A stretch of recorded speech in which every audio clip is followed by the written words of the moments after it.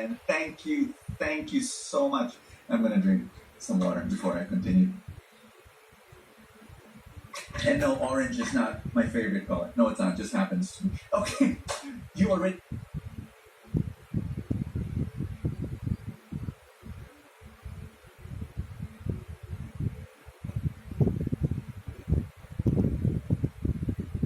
Have what you're looking for. You do. You're looking for A, but you're not really looking for A. In reality, you're looking for a B. The problem is you don't know that you're looking for a B. You think you're looking for an A, but I've got news for you. What you're really looking for, the B, it's already inside you. Now you might say, what are you talking about? I am going to talk about that. As the talk progresses, then you'll find out what I'm talking about. But right now, just want you to say that again. You already have what you're looking for. If there's a person beside you, tell that person you already have what you're looking for. Today we're going to talk about dun, dun, dun, dun, sex. Yes, and every time there's a conversation and then you say the word sex, it's like everybody, wants to swallow and what?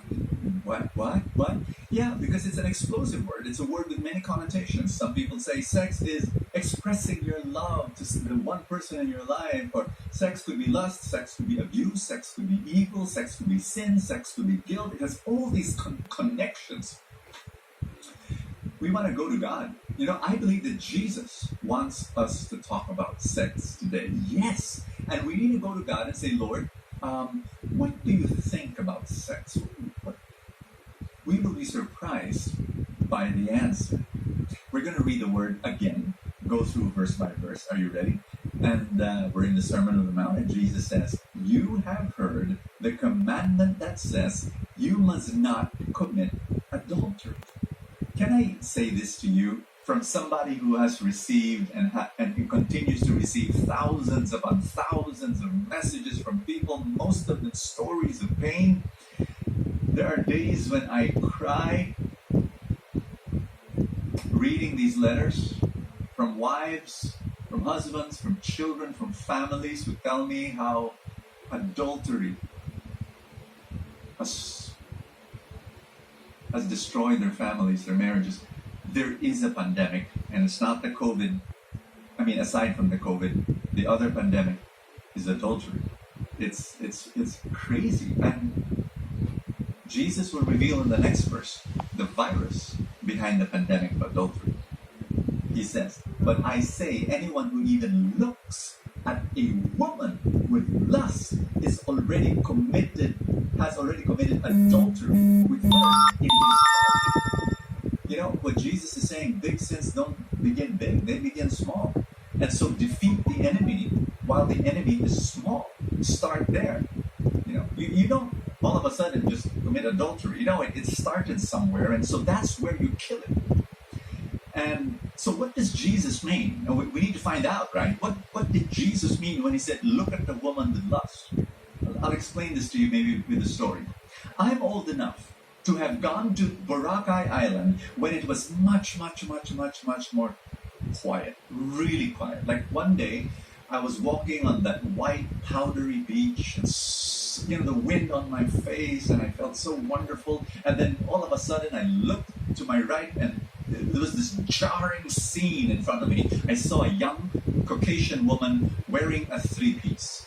Yes, not two-piece, three-piece. What are the three-piece? Her straw hat, her shades, and her slippers, and nothing else.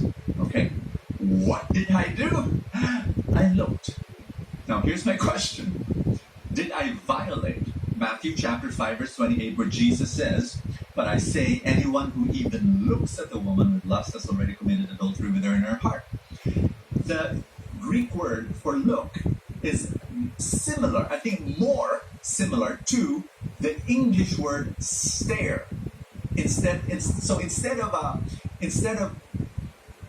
look, perhaps it's better to be translated as stare.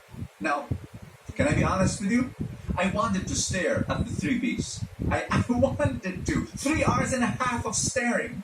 But by the grace of God, I did not. I moved on, and I sat on a little restaurant there and drank my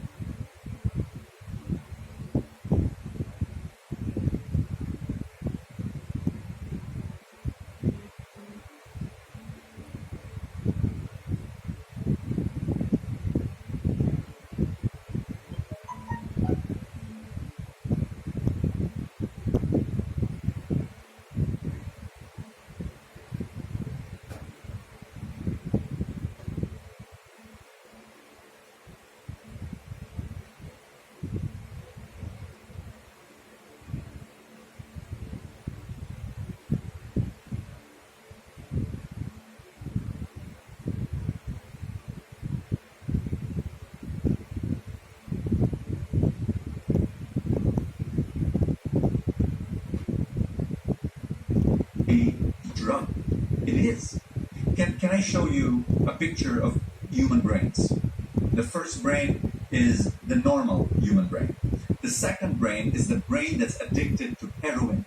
And the third human brain is the brain that is damaged by an addiction to pornography. Now, I'm talking about a guy who, or a girl who every single day is just watching pornography, and it's destroying his or her mind.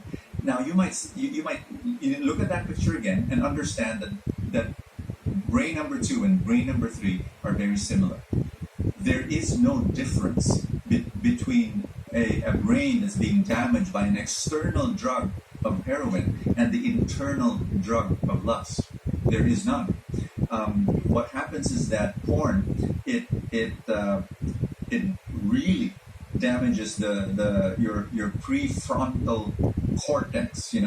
I think is what you call it, where it injects dopamine into your limbic system so that it gives you this temporary high. But the short-lived high will go down, and then you would want to look for that high again, but the useful dose of dopamine will not work anymore. And so, you want more and more and more. So what happens is, as the months and the years go by, you will start looking for extreme forms of pornography, from sex with kids to sex with violence to sex with animals. It becomes really, more perverted. And the reason why I'm sharing that with you is we're not supposed to do this. And that's why I really believe, when God says, do not look at the woman with lust, meaning to say, don't go into that, Sure, you see something and you're attracted to it and you look at it, but you don't have to stay there. You don't have to dwell there. You don't have to fantasize. You can pull out and you can say, no, I want to be healthy. Hello. And God is not a killjoy when he says, do not commit adultery. Do not give into lustful fantasies.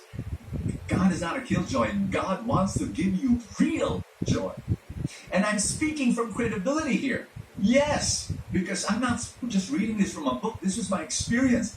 I had a porn addiction for years when I was much, much younger. And I give you a message of hope that God healed me. And God can heal you too if you are in that situation right now. I speak with a big smile on my face saying, yes, God can heal you. So what I want to share with you is that, okay, so Brother Bo, how? Jesus teaches you how to overcome this. I'll read in the next verse. So Jesus said, if your eye, even your good eye, causes you to lust, gouge it out and throw it away. It is better for you to lose one part of your body than for your whole body to be thrown into hell. And then he goes on, verse 30. And if your hand, even your stronger hand, causes you to sin, cut it off and throw it away. It is better for you to lose one part of your body than for your whole body to be thrown into hell. Question, was Jesus serious? Gouging out your eye? Ouch. Cutting off your hand? OMG, am I watching Korean zombie series, The Kingdom? It's like, ugh. But if you were a Jew listening to Jesus, you wouldn't even ask that question. Was Jesus serious? Self-mutilation? No, because they understood that Jewish rabbis and Jewish prophets, they had hyperbole as part of their preaching toolbox. In fact, I'll give you an example of how Jesus used hyperbole. Luke 14, verse 26. Jesus said, if anyone comes to me and does not hate his father and mother, wife and children, brothers and sisters, he cannot be my disciple. That's hyperbole. So, yes, he exaggerates to be able to emphasize and call you and tell you, this is serious. That's how he's saying. Because if Jesus really wanted us self-mutilation for the sake of fighting against lust, he should have said, cut off this part of your anatomy that is more relevant to. But he did not do that. In fact, there are people in history, just a few, who actually castrated themselves. And I'm telling you, it didn't work. But that's not the point. And I'll tell you, the message of cutting of the hand and the gouging of the eye is really to get rid of anything in your life that draws you to sin, that leads you to sin, even if that thing is good. The eye and the hand, these are good stuff. But no, if there's something, and so, for example, for people who are addicted to porn and they want to get rid of it, one of the things you've got to do is limit your internet time. Maybe for some people, it's switching their phone to a Nokia 5110. Something that can only text and call, period, nothing else. But that's the point. But let me go deeper. Can I go deeper with this? That you could say, okay, pluck the eye, cut the hand. Maybe it's the eye because it's looking at lust, and the hand is action, which is adultery. So maybe that's it. Possibly. But can I go deeper? And I believe this is what this is one of the most fascinating things I've recently learned about the Bible. It's that the Bible the biblical authors are literary geniuses, and they use this amazing tool called two words, design patterns, where you look and then you take. That's a design pattern. Gouge the eye, cut off the hand, because looking and taking is a design pattern you see all over Scripture. In the book of Genesis, for example, Adam and Eve saw the fruit and took it. You got that? And then you've got Abraham and Sarah saw Hagar and took her. And you've got the people of Israel seeing Saul and taking him to make him king. On it goes. Moses, while he was communing with God in Mount Sinai, Aaron, his brother, saw the gold and took that gold to make a golden calf, an idol. So that's how sin operates. You look and you take. Now, I want to connect this to what I believe is one of the most important messages of the entire Old Testament, and that God has given us the tree of life. But then there was this tree of the knowledge of good and evil. And Adam and Eve, they looked at this tree of the knowledge of good and evil instead of saying, hey, there is the tree of life. And friends, the tree of life is really a symbol of, I believe, moving forward, it's Jesus. And it's God's love. I really believe this, that lust, your desire for sexual pleasure, you're just looking for an anesthesia. I believe that our desperate need for sexual pleasure is our desperate need for love. Let me tell you why. Your greatest need is love. And when you don't have love, it's painful.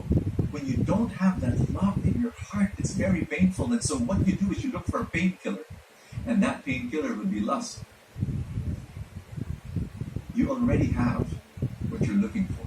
You think you're looking for A, you're looking for B. Deep down in your heart, you're looking for God's love.